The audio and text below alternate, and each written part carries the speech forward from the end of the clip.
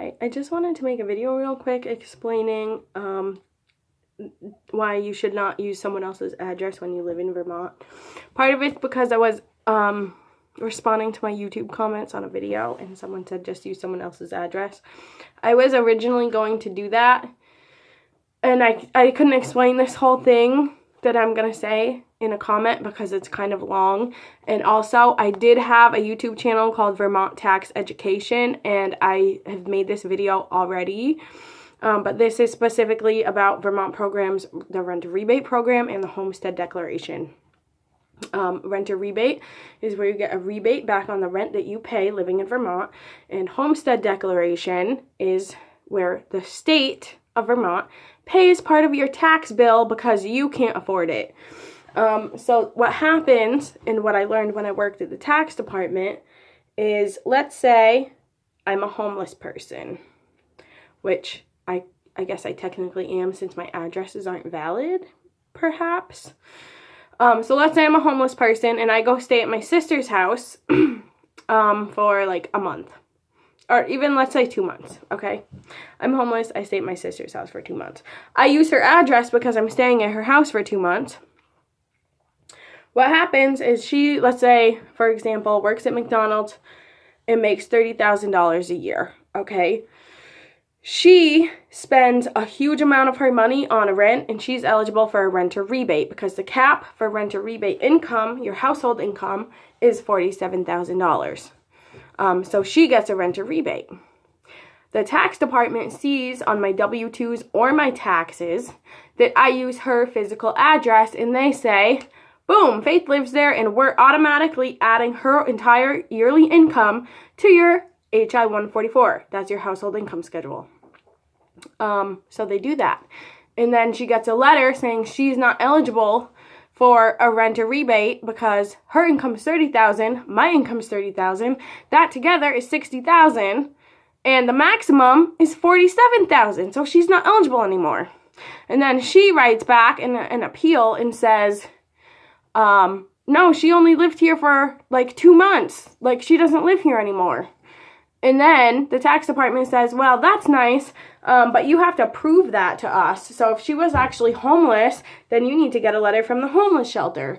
Or if she was in overflow, you need to get a letter from overflow. Or if she stayed with someone else, you need to get a letter from that person saying that she stayed there. And the reason why is because wherever I stay, they want to add my income to that household income schedule. Renter rebate and homestead declaration, you have to file an HI-144 because that's a household income schedule. And the money that you get back for any kind of either of those programs is based on your household income. The other problem that a lot of people have a hard time accepting is your HI-144 includes you and your spouse's income, your legal spouse, whether you live together or not. So if you're separated, but you're still married and both of you make $30,000, even though you don't live together, you're still getting added into the HI-144 because you're legally married. And if you don't like it, then you have to supply a divorce decree signed by a judge to the tax department. Whew. I used to repeat myself saying this like a lot of times a day. People really don't like the household income statutes. Anyway, if you're going to move to Vermont, I would highly recommend getting a P.O. box and not using someone's address. Now again, there's going to be some residency issues if you're trying to be a resident for whatever reason. And also possibly some other issues with not having a physical address like the one I'm having with my previous employer who's like, oh, we can't pay you without a physical address. That's why I'm like, should I go to the Department of Labor? That's part of it. The other part is, am I just being petty? Now, here's the thing. Everyone who I know in my entire life who has a place to stay or who would be able to let me sleep on their floor at their house, they are all, except for one person, get household income. They all do HI-144. They get a renter rebate for all the people who rent, or they own a house, which is my mom and my grandma, and they do a household income schedule so that the state will help pay part of their property taxes. My mom's property tax is about $5,000. The state every year pays about $3,000. So let's say I got a job and I made $11,000 and I used her address and they tacked that onto her HI-144. She would not be able to prove to them that I stayed anywhere else because I don't pay any utilities. I don't, my phone bill is a non-contract phone. I don't have an electric bill because I have solar panels. Like, I don't pay for internet. I don't have anything showing that I live in a physical location, basically. And then, yeah, so that's the issue, is there would be no way to prove that if I used her address. Now, on the other hand, if I would need an address, I do use her address, and the reason why is because it's on my license. And because situations like this thing happen with my previous employer, where I give them my P.O. box, and that's not good enough, and I give them my off-grid camp location, and that's not good enough because it's not a valid address, because it starts with 0, because there's no taxable structure on it. You can't get a mailbox and have it be a valid address unless there's a taxable structure, which is really annoying. But anyway, that is why you should, and I tell this to people, I never said this, I don't think, on the tax department phone because all the calls are recorded, but you really should just get a P.O. box. And when I do my taxes, you're not supposed to file just using a P.O. box, but I do anyway, and I haven't had an issue yet. Get out of there. Thank you. Kitty cat was in the toilet. Do you want to see the kitty cat? You know, you're going to be in the video, honey.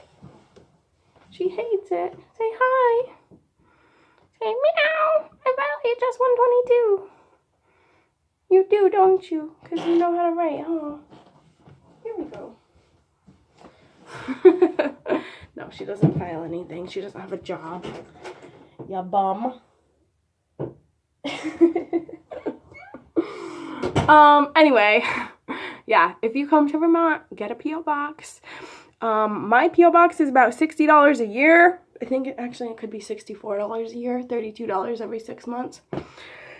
But if you actually don't have a place to stay, it might be worth it to not mess up your friends or family's tax stuff that they got going on. Okay, so that's the other thing I was going to say. Renter rebate, the money you get back from that goes to $0 to $3,000. So, and a little bit of income, if you have a part-time job at McDonald's, a little bit of income will mess that up. And also, if anyone's on Section 8, a little bit of income can mess up their Section 8. And then for your homestead, the maximum amount of income that you have to be eligible is, I think, $138,000. And again, that's like it's everyone in the house. So if there's 5 people in the house, they all work at McDonald's part-time, all that income counts together. And I think the maximum for that, I can't remember. I think it's $5,000. But it really feels like it should be more. Like, some people have huge taxes on their property. Like, it's so ridiculous. So ridiculous. My mom's house is a 2-bedroom house.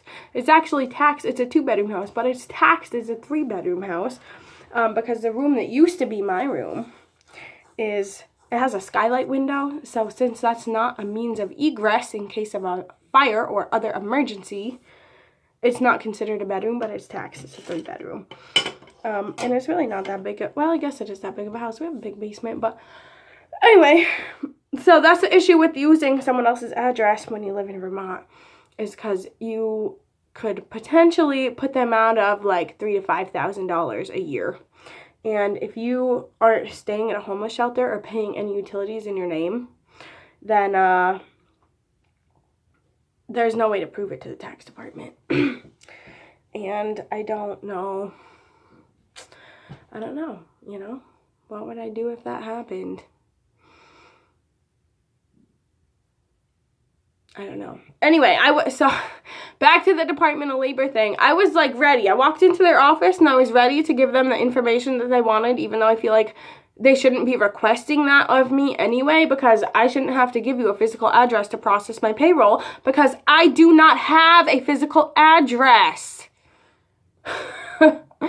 So I had to make this video again. If you want me to touch on residency, I could do that. It's also hard to be a resident without a physical address, like a signed renter agreement, whatever it is, it's hard to do it. And if you want to transfer your license to Vermont, it's also hard to do that. I don't know what they do. No, when you get your license, you have to give them an address. You have to give them a physical address because they put it on your license.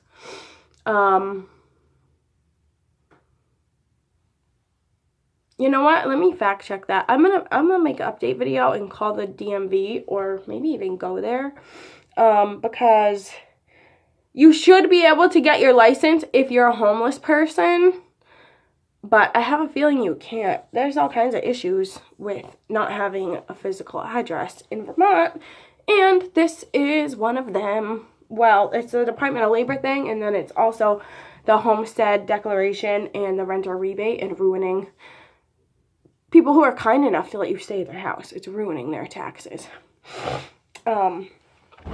Yeah, so welcome to Vermont. Subscribe to my channel. No, don't do that. Do whatever you want. And if you come visit, yeah, I'm not even, that's another issue. Okay. Shalom!